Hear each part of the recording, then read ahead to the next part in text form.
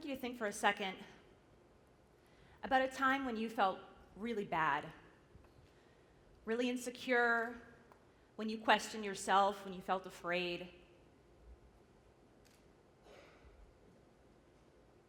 Now, I'm not asking you this to make you feel really bad, but because it's something I know that we all share. It's an experience that we all have. And the problem with this is that we then these feelings make us feel like we need to do something to change ourselves. We'll change the way we look, the way we dress, we'll try to lose weight, we'll try to work out more, and this is a lot of pressure for us. And who are we doing this for? Are we doing it for ourselves? Probably not.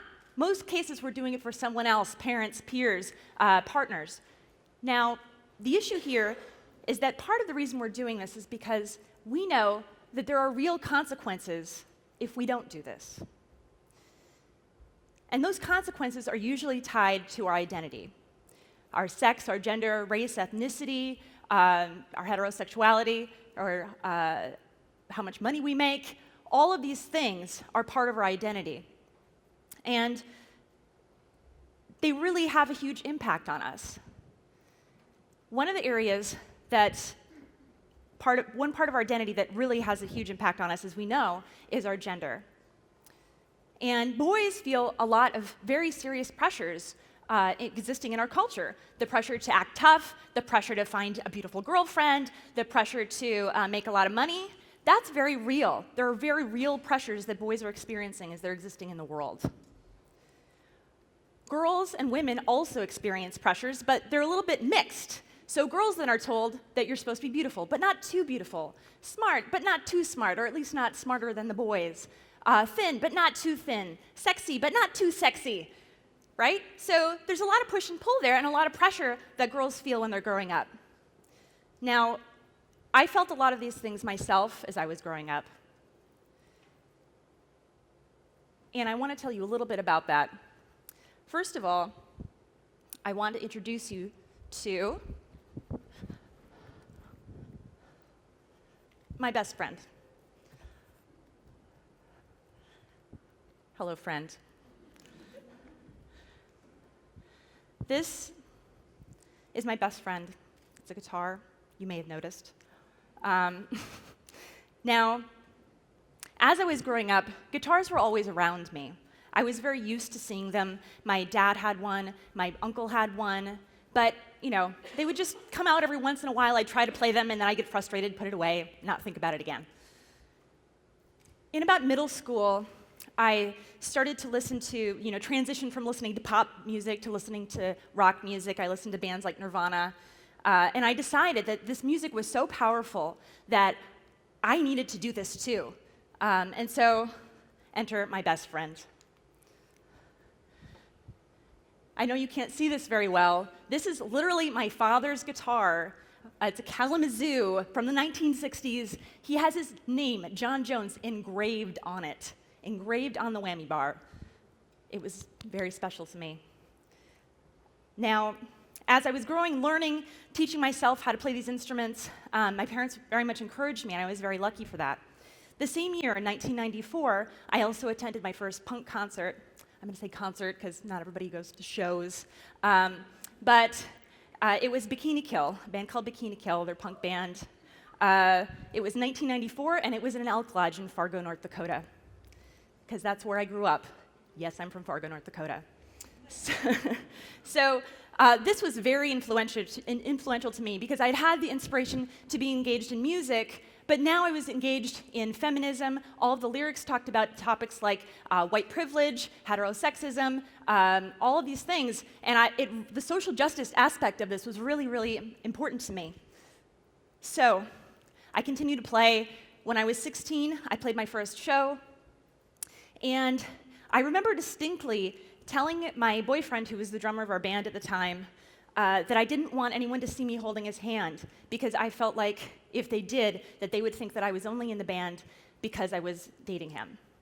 And it was weird that I sort of instinctually had this feeling, and it was kind of powerful. But another piece of this that was very powerful was that I realized how strong it can feel, how powerful it can be to stand in front of an audience of people that are there listening to you and listening to something that you created.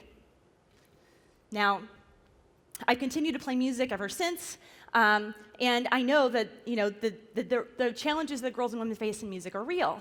But I kept playing music, kept doing it, and went into college, continued my interest in this, and eventually, in 2001, I heard about the very first girls' rock camp that ever existed in Portland, Oregon. I heard that girls were supposed to go there, they were going to learn music, they were going to be empowered by this music, and I just was sold. I was like, this is the best idea I've ever heard. I wanted to be a part of it. So, years later, I'm in Providence, Rhode Island, and there was a large group of us created Girls Rock Rhode Island. And now more than hundreds of girls and women have participated in our programs, and they continue today. So, what is Girls Rock Camp, you're asking? Thank you for asking, first of all. It's a good question. At Girls Rock Camp, girls learn guitar, bass, drums, vocals, keyboards. They join a band, they write a song together, an original song, and they participate in workshops on topics like screen printing, media literacy, very important topics. But they're also talking about things like gender stereotypes and all those things that I was mentioning before. And that experience of media literacy, learning about healthy relationships, gender stereotypes, it creates a context for their work, a context for their expression throughout the week. So, one question that we frequently get is, why is there no boys' rock camp? That is a complicated yet legitimate question. Now, first of all, I don't know where I got it. The obvious answer that people expect us to say is that the music industry is a boys' rock camp. And, it is. But that's not really a fair assessment, and it's not the whole picture. So, there are many camps that boys can attend where they can learn music, and that's great, but the focus in those camps is really on shredding. It's a lot of shredding, right? A lot of shredding. And that's great, I'm all about shredding, but it's missing something. It's missing something important, and it's missing that focus on self-expression, it's missing the focus on identity development, it's missing a conversation about healthy relationships, about masculinity development. That would be a real boys' rock camp. And that's what I want to see. Now, with that, why is Girls Rock Camp important? I'm going to give you a few reasons very quickly, and we're going to talk about this because it is very important to our culture that girls and women have a space where they can express themselves through music. The first reason is that there is a serious lack of women represented in music. Logical. What you see here is a list of artists in Rolling Stone's top 50. So, top 50 musicians of all time. And you see that only 5 out of these 50 include women. And I'm not picking on Rolling Stone on purpose, but they have been around a very long time, so it is representative. The problem with these sorts of statistics, and you see them in radio, you see it in music videos, you see it in music stores, the lack of representation of women in music.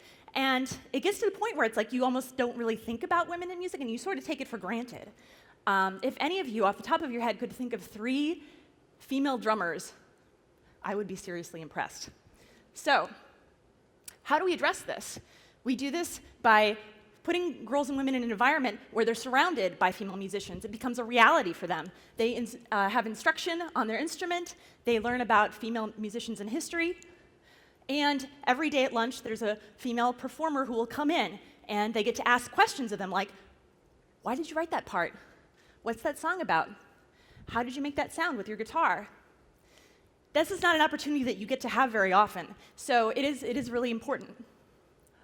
The second reason why Girls Rock Camp is important is because of the prevalence of negative image and sexualized images of girls and women in the media.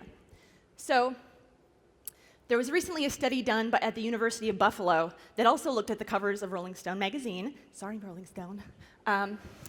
But they found that over 40 years, they looked at the covers and how sexualized the presentation of men and women was in the covers. Now, people are like, hyper-sexualization, what does that mean? Well, You know it when you see it, right? Anytime you see a cover of a magazine and there's some woman on it and she's not wearing a lot of clothes, she's usually in some position that no one would ever actually stand in, right? There's some sort of sexy double entendre written underneath. That's hypersexualization. So the problem with this, too, is that it starts at a really young age. So it really is a problem. This is a really complicated chart about this. Here's a less complicated chart about this. Nice, huh? Okay, so first you'll see in the 1980s, there's only about a 10% difference in the hypersexualization of men and women in the covers of Rolling Stone. Come to the 2000s, 20 years later, huge difference. Huge difference. So we have about women at about 62% of all of the covers, they are hypersexualized. In men, it's about 3%, right? So the problem here is not about sexuality and presenting yourself in a sexual way. That's fine. The problem is when girls and women are presented only that way, when that's the only identity that they're presented as a possibility for them in their future. So how do we deal with this? We teach the girls to respect themselves, that we value them for what they create, what they do, who they are. We also talk to them about gender stereotypes. We talk to them about media literacy, as I mentioned before. And these things really come out in their creations throughout the week. So one of the songs you'll see here, the lyrics actually really demonstrate this. So we are girls, not Barbie dolls. We have skin, not plastic. Isn't that fantastic? We can make a change. It's really powerful. The third reason why Girls Rock Camp is important is because of epidemic levels of violence against girls and women. You've probably heard the statistic that 1 in 4 girls will be sexually assaulted before the age of 18, and this is really serious. And part of the reason why this is such a big problem is because girls and women then are in a space where they don't feel comfortable moving around the world. They have to avoid people. They have to avoid and walk on particular streets. It's also a problem because it creates this situation where girls and women are forced to kind of see men as not like as enemies or as potential offenders. They're crossing the street to get away from them. Like that's not what we want to have. That's unhealthy. We want to see men as collaborators, as partners, and as positive people in our lives. So how do we address this? We teach girls about healthy relationships. We teach them assertiveness training, and we put them in positions where they're able to advocate for themselves, understand and communicate for themselves, and we do that in a way that teaches them that they should never, ever feel like if someone they know or they are victimized, that it is their fault. We also believe that self-expression makes you strong. If you engage in self-expression, you're going to transfer that to other areas of your life. So, fourth reason why Girls Rock Camp is important is that girls are often taught to compete with each other. And you've seen this. You see it all the time, mean girls, all those sorts of things. This is really a problem, mostly because girls who are taught to compete with each other are taught to not be vulnerable with each other. They're not going to share with each other because they're afraid that somebody's going to do something to them. They're going to do something bad. They don't want to share because they don't want to be seen as vulnerable. And it makes them then feel like the things that are happening in their lives, their experiences, it makes them feel alone. So we do this, the way that we address this issue is that we have girls and women collaborating with each other regularly. They're writing songs together, they're creating together instead of trying to push each other apart. We also have a shout-out wall where girls are encouraged to say positive things about each other throughout the week. They are also engaging in fun, collaborative activities where they get an opportunity to share with each other. And we hope that they're going to spend time supporting each other, learning together, and teaching each other.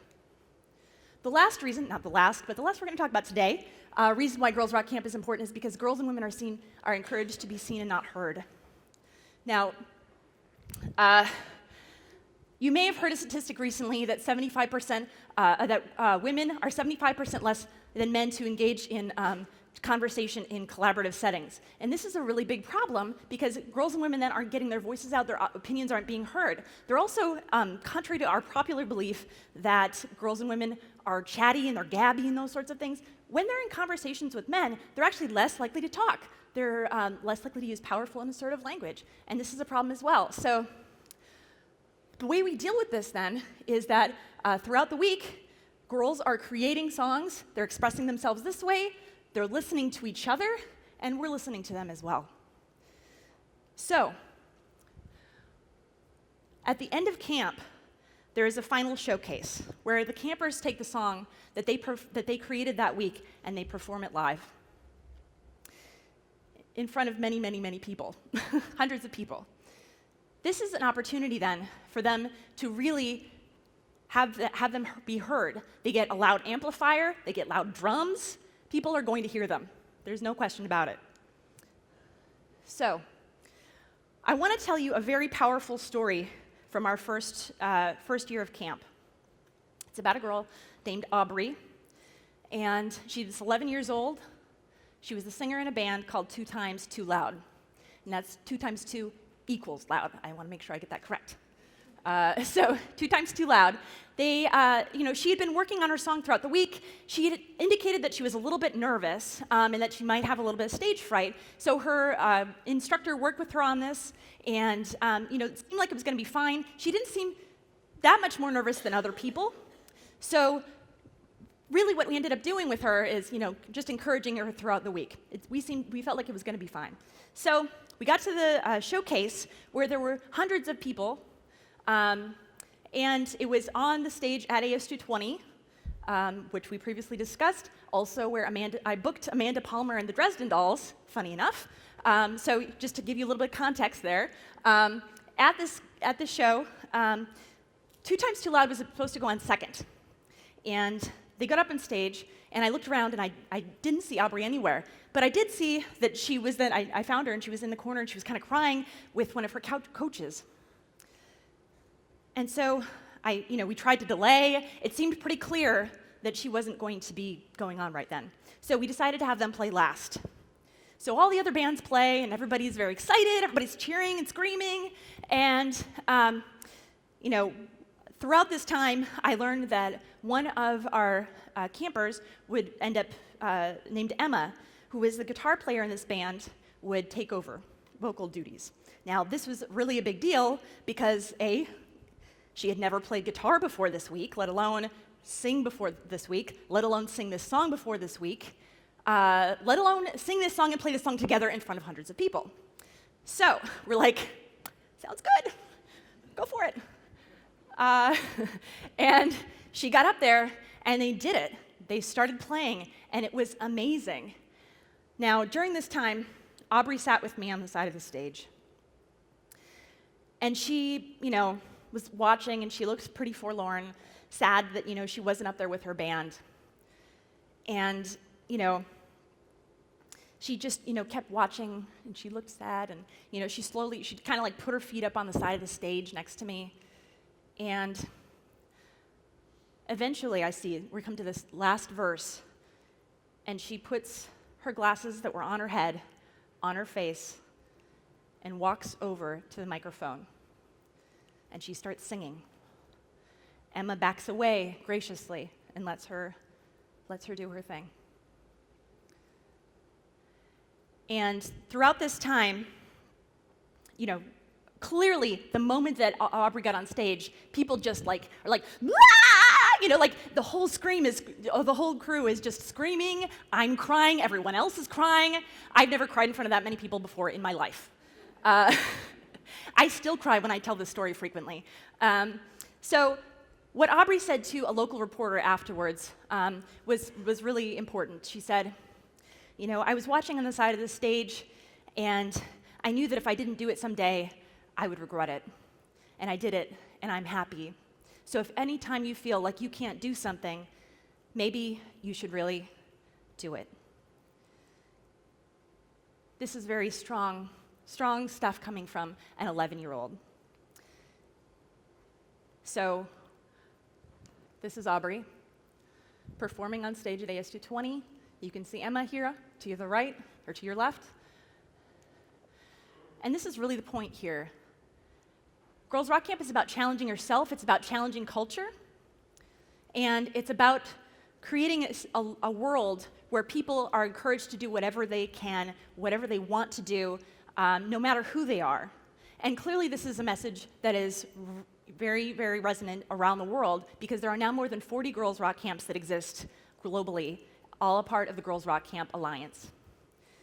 This equality is so important. And it's so important that we all support each other in all of these things that we do in our lives, all of the creation that we engage in, all of the self-expression that we engage in. I want you to think back to that thing that you felt really bad about, that thing that you felt really insecure about, that time you felt afraid. Maybe you should really do it.